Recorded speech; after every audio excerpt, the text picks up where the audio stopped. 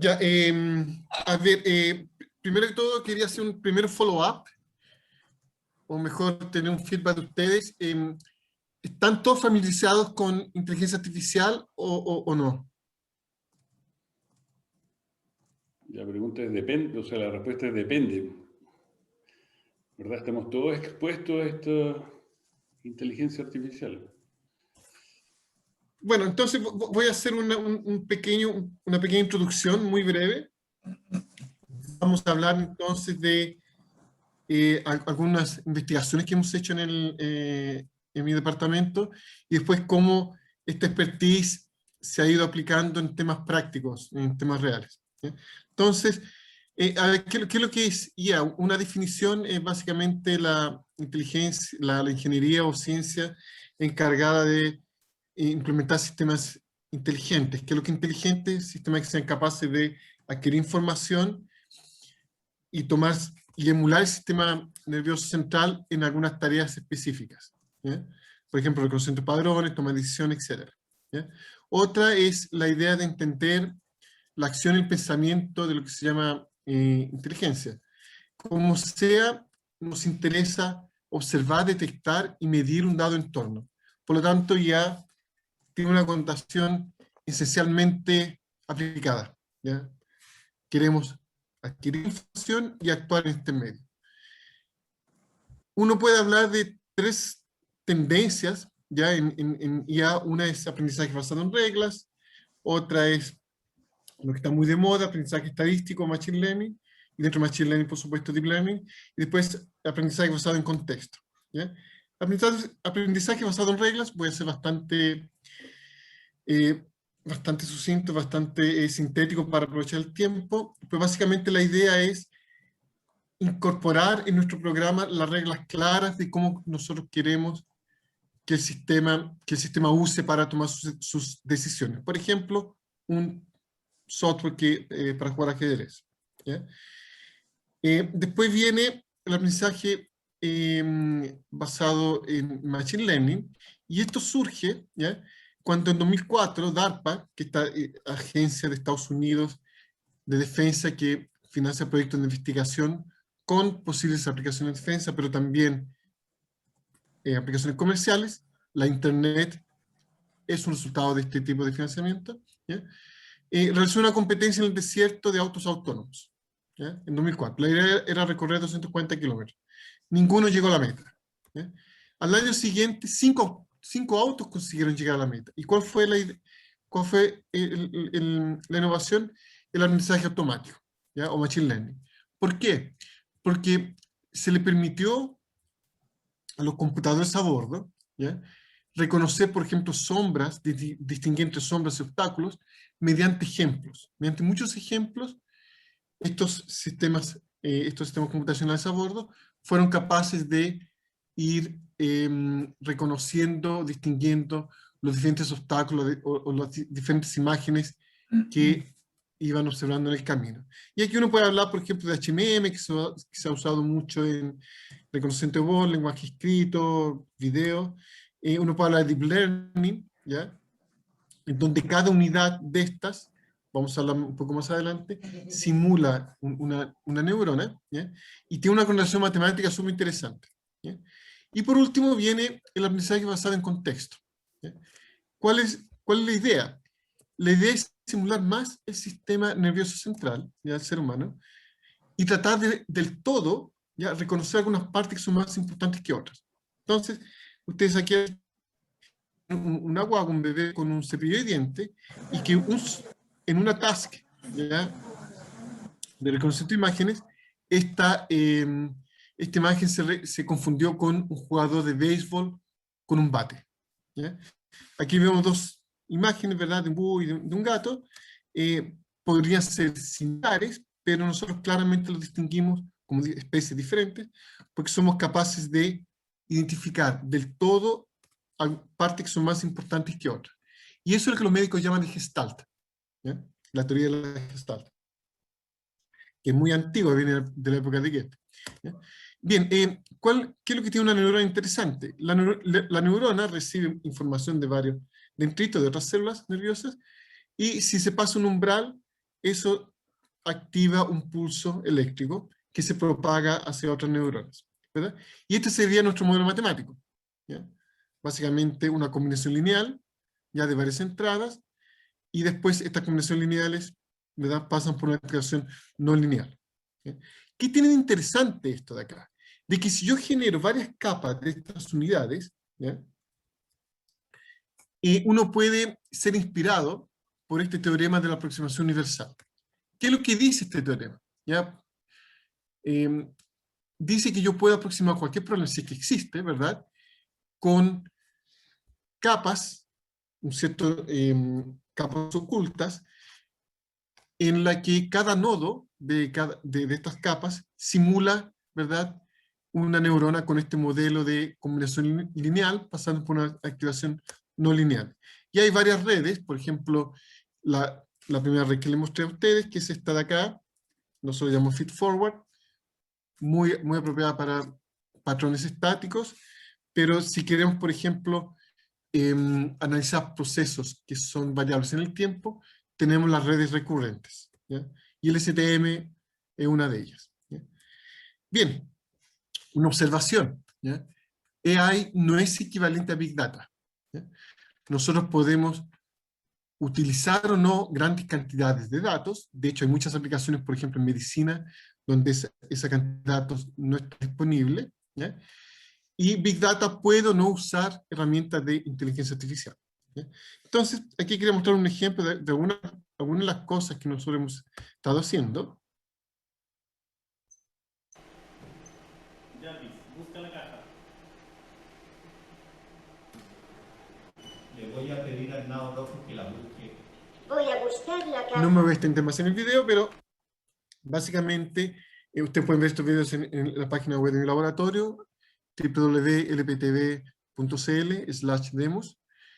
Y aquí estamos usando reconocimiento de voz, sintetizador de voz, ambos utilizando Machine Learning, en un esquema de un equipo asociativo humano-robot. O sea, tenemos un equipo robot y que interactúa con un ser humano para actuar, para generar, alcanzar un cierto target, ¿ya?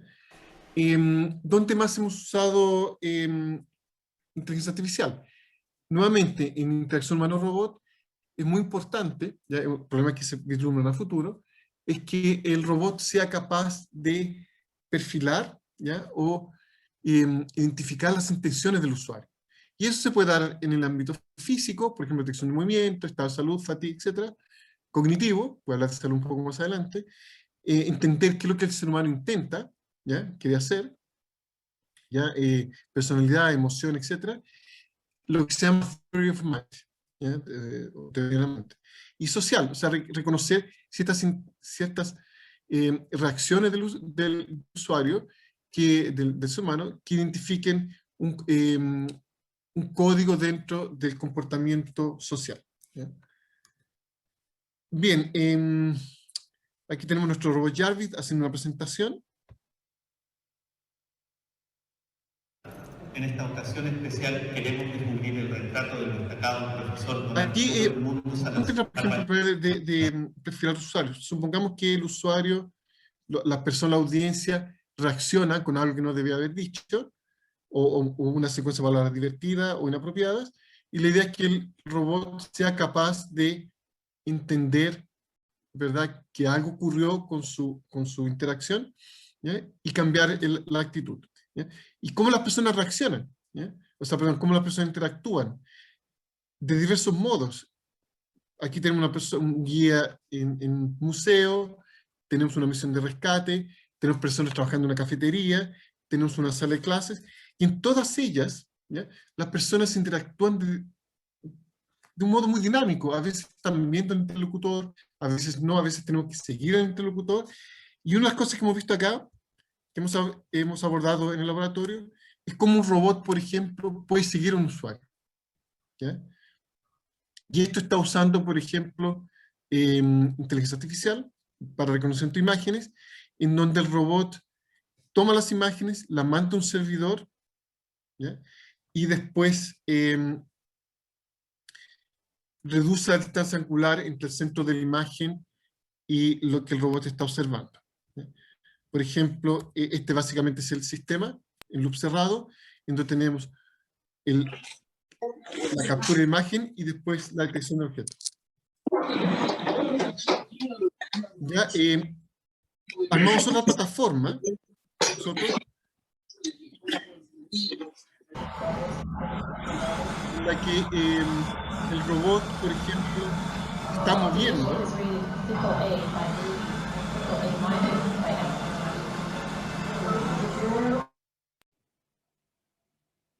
¿Aló? Sí, por favor. Néstor, ¿estás ahí?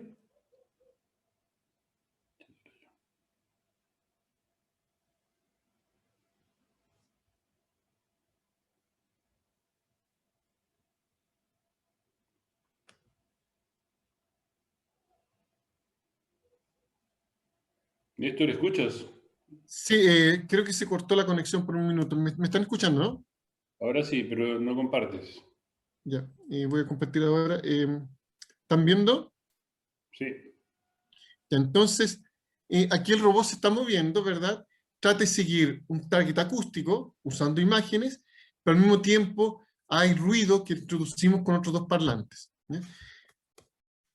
¿Qué se gana con esto? Bueno, ganamos, por ejemplo, la capacidad de mejorar la relación calidad-ruido, que es muy parecido, es básicamente el mismo comportamiento que nosotros hacemos cuando miramos hacia el interlocutor que nos está hablando.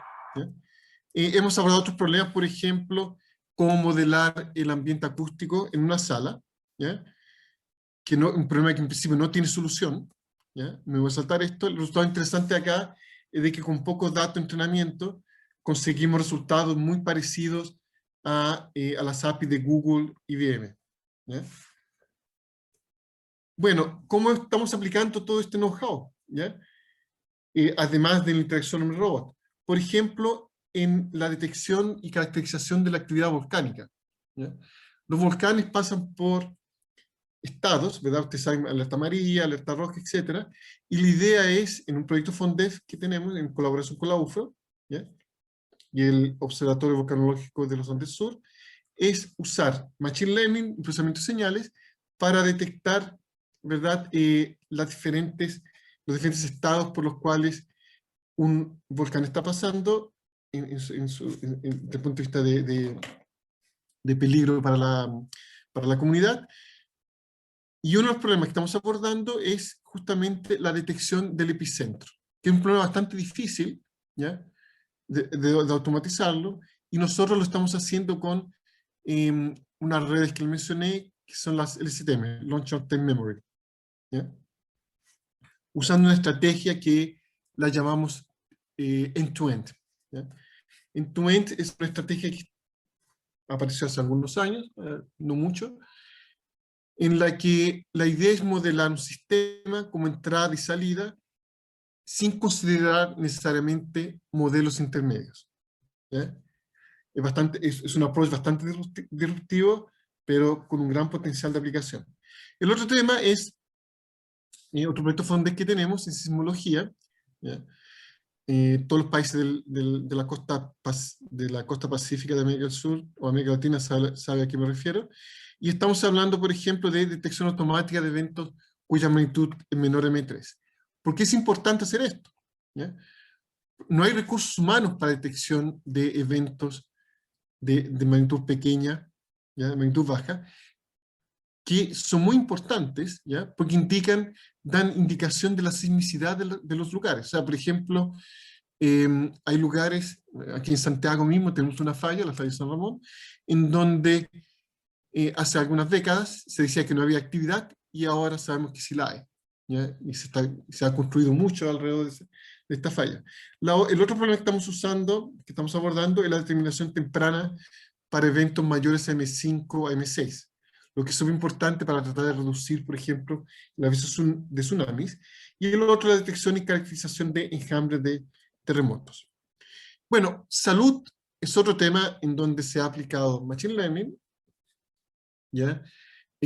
Uno de ellos, un paper súper interesante que habla sobre ELA, o ALS, Amyotrophic Lateral Sclerosis, es enfermedad de Stephen Hawking, que tiene un pronóstico muy difícil de poder evaluar, ¿ya?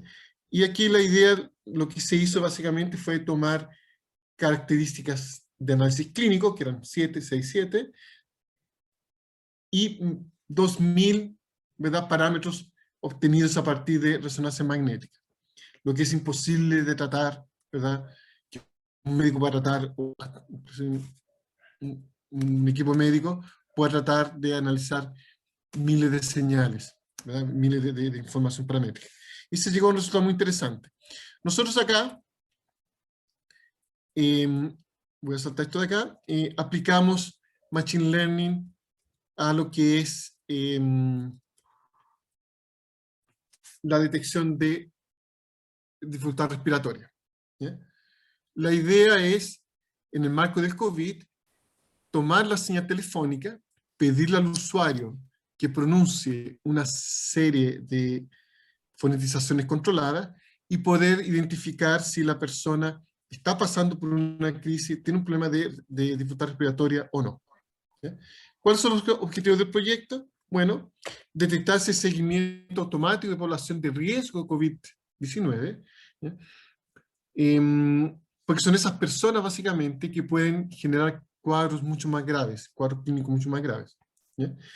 Pero no nos queremos quedar allí, o sea, queremos también, la idea es poder hacer seguimiento de aquellos pacientes que quedaron con deficiencia respiratoria, ¿ya? O alguna una secuela en esa dirección. En Chile, por lo menos, ya las enfermedades broncopulmonares tienen un comportamiento cíclico, ¿ya? En invierno empiezan a aparecer varios casos de enfermedades, de este tipo de enfermedades, ¿ya?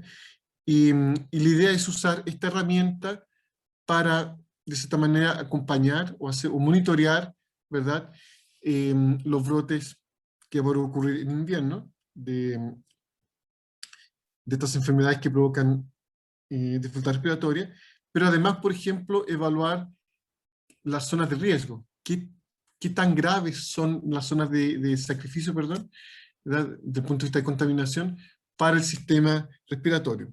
Y por último, monitorear, por ejemplo, enfermedades preexistentes en ámbitos laborales, por ejemplo, gente trabajando en la gran minería, en el caso de los bomberos, o la gente que trabaja con harina, como los panaderos, que tienen alto riesgo de generar las visinosis, ¿sí? Bien, ¿qué es lo que estamos haciendo? La idea entonces es usar técnicas de Machine Learning y análisis de señales para analizar la voz telefónica, ¿ya? Es un equipo básicamente multidisciplinario, tenemos académicos de ingeniería eléctrica y el Hospital Clínico de la Universidad de Chile, ¿ya?, que ha sido muy importante para reclutar a los pacientes y poder, ¿verdad?, generar los datos. Esto es lo que parte de las plataformas que hemos desarrollado, ¿ya? Desarrollamos un sistema IVR para telefonía, ¿ya? Telefonía celular o fija, y tenemos también una aplicación web para smartphone, y la idea es de que los pacientes reclutados por el hospital clínico, ¿verdad?, respondan a algunas encuestas, se les foneticen, ¿verdad?, lo que se les pide, ¿ya? Estas señales llegan a la nube, las bajamos y las procesamos en el laboratorio de procesamiento de transmisión de voz para entrenar los modelos que vamos a usar de modo a clasificar la dificultad respiratoria según una escala médica que se llama MMRC, ¿ya? Por ejemplo, aquí tenemos Buenas tardes. Lo estamos llamando por el este es el prompt de estudio para entrada. medir dificultad respiratoria en el cual usted aceptó participar. Si no es así, pase el teléfono a... Bueno, ahí básicamente se le pide al paciente que responda algunas encuestas y después que realice algunas fonetizaciones controladas. Y lo mismo a través de una página web, ¿ya?, para smartphones. Porque hay aplicaciones web, en principio, el hecho de bajar una aplicación es un poco complicado para personas de tercera edad. Buenas tardes. Oops, sorry. Bien, entonces, ¿cómo usamos Machine Learning? Primero, desde el punto de vista de reconocimiento de voz, nosotros queremos aislar lo que nos interesa. Las personas reaccionan de un modo bastante impredecible, o sea, dicen cosas que no debían, o en algunos casos la persona tose y respira cuando no debe respirar, y la idea es segmentar lo que nos interesa, o había una televisión que también se encendía, etc. Y por último, también estamos usando Machine Learning para mapear features a lo que es esta escala MRC, que es una escala de 0 a 4. 0, no hay dificultad respiratoria, y 4, la persona, cualquier cosa que haga, le cuesta respirar. ¿Ya? Y aquí tenemos algunos ejemplos, ¿ya?, de cómo algunos features que nosotros extraemos de la señal es capaz de distinguir con relativa precisión entre personas EPOC, que son enfermedades pulmonares obstructivo-crónicas, y las personas sanas, que son los azules. ¿Ya? Aquí son los mismos datos, pero según el MMRC. ¿Ya? Aquí tenemos otros features, ¿verdad? Y la idea es usar Machine Learning de modo que nos permita clusterizar o separar lo mejor posible estos pacientes. ¿Ya? Bueno, conclusiones. Inteligencia artificial y Machine Learning en particular, junto con potenciales en varios sectores. He mostrado que bajo un mismo marco tecnológico se pueden abordar muchos problemas diferentes y hay muchos desafíos y oportunidades multidisciplinarios en la industria. Finalmente, personas con las cuales he colaborado, colegas en el extranjero, en US, UK, estudiantes de doctorado, magíster, estudiantes de pregrado, etc. Y, por supuesto, la fuente de financiamiento, la NIT, CONICIT, ¿verdad? Que abre esa NIT, y la ONR Global de Estados Unidos. Entonces, gracias.